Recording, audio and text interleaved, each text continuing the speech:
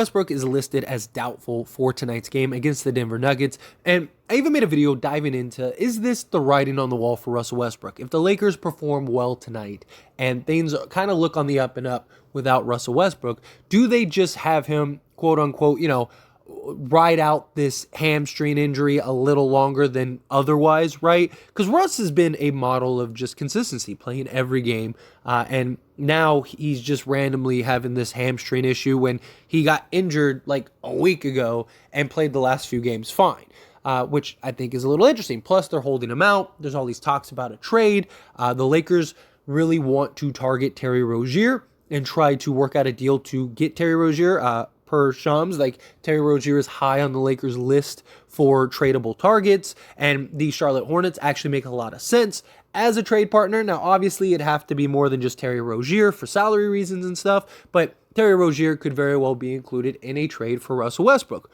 Well, now put on your tinfoil caps, my friends, because there's an interesting little tidbit today that could be absolutely nothing. It could be total coincidence, or it could be an interesting sign. Terry Rozier is out today also with a apparent ankle injury. He's not playing either, and neither is Russell Westbrook. Now, again, this could be absolutely nothing. This could just be, hey, look, both guys are out. Terry Rozier with an ankle injury, Russell Westbrook with a hamstring injury. Or it could be that the Lakers and the Hornets are discussing and trying to work out a deal centered around Russell Westbrook and Terry Rozier.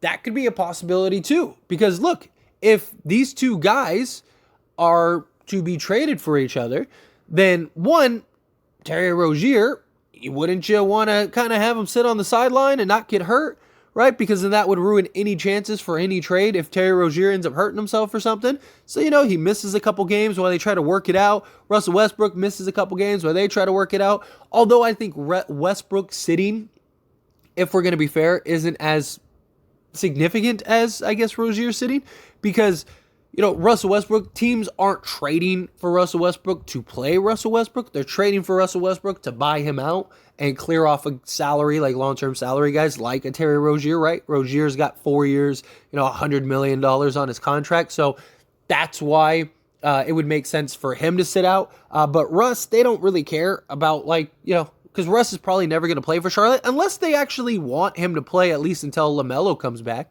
That could be a possibility too. Maybe they're just like, hey, we don't want Russ to get hurt because we want to actually play him for at least a little bit while LaMelo Ball kind of nurses that injury and gets back. And then once he gets back, then we'll buy out Russ, because they don't have to buy out Russ immediately. They can buy him out whenever they want. So they might go get Russ, kind of let Russ be Russ. Maybe they could even kind of raise his trade value. Maybe they could find something, reasonable, if they could just unload him or something. I don't know. I think very likely the Hornets do end up waiving him, but they might just play him, like I said, temporarily. Just say, okay, we need a point guard to start, so let's play Russ for a little bit. We'll let him go out there, and then when LaMelo Ball comes back, then we'll just, buy Russ out. Or maybe they play him. I don't know. I don't think so, but I think it's at least a possibility that they could want Russell Westbrook to at least play a couple games for them until LaMelo Ball comes back. But again, this could be absolutely nothing. Very likely it is nothing. It's probably just Terry Rozier just has a little ankle tweak and wants to set him out. But he's looked fine. He's been fine. And he's out. This team really needs, the Hornets really need a guard, right? I know Dennis Smith Jr. has actually been pretty solid for them so far. So maybe they just want to see him get some more burn, see him get some more run. The Charlotte Hornets are very likely a tanking team, right? I think that's kind of the whole reason for a Russell Westbrook trade, is to kind of fully embrace the tank, so to speak. And, Charlotte, hey, Terry Rozier, your ankle's bothering you a little bit. Yeah, you could usually play, but tell you what, why don't you take the night off? That could very well be the case. That's probably more likely the case than not, to have just Terry Rozier just, hey, dude, usually we'd let you play, but we're trying to get a Victor Wembanyama this season. So tell you what, take some time off, rest up, rest easy, and, take your time getting back. That could be a possibility. But, nonetheless, I still think the Charlotte Hornets and the Lakers are at least going to explore trades. There was even the report that the Hornets and the Lakers were exploring possible 3 and 4 team deals to try to get multiple pieces, multiple assets, things like that. So I do think that they could sooner or later explore those trade possibilities if they're not already. I'm sure Rob Pelinka is at least, having some discussions. There was a report earlier today that I might dive into in a little bit about how the Lakers haven't re-engaged with the Jazz or the Pacers. That's fine, but that doesn't mean that they're not talking to other teams. Like when it comes to the Pacers, they already know what they're getting with the Indiana Pacers, right? That trade's not going anywhere. The Utah Jazz, I don't think the Lakers really want anything from the Jazz unless they're getting stuff away from free. But they already know what Danny Ainge is looking for, so it's not like groundbreaking news to me. That's why I'm not really in a rush to talk about it. I do think it is significant to at least dive into a little bit, which we will here. But I think for the most part, it's just, I think it's just they know what they're going to get in those two deals. So let's explore these other deals, like the Hornets trade, right? If you could get, Rozier, Washington, and Kelly Oubre or something, then you're in a really good position. You're in a really good spot. I actually think the Hornets trade, in my opinion, is the best trade that is, being rumored or thrown around right now. So I do think that if they could work something out in that regard, awesome. Do that. But I think with Russ sitting out, I think this is going to give the Lakers a little bit of insight. I think it's going to give them an idea of like how this team looks without him, and maybe some needs. Now, I don't think one game is going to really dictate it one way or another, but I think it also depends on how do they really look. Russ very likely isn't going to play tonight. Actually, in real time, look at this. You're getting a live update in the middle of a video. How do you like that? Russ unlikely to play tonight per Woj. Could return from hamstring injury Friday versus the Wolves. So there you go. There's your answer. So he's very likely not playing tonight. And I think that this will be an indicator for like, hey, how is he looking? How does this team look without him? And does he come back and we bring him off the bench? Do we end up trading him? Like, is this team just bad because this team's bad, or is this team bad because of Russell Westbrook? I think that's an answer that they're going to have to kind of try to figure out.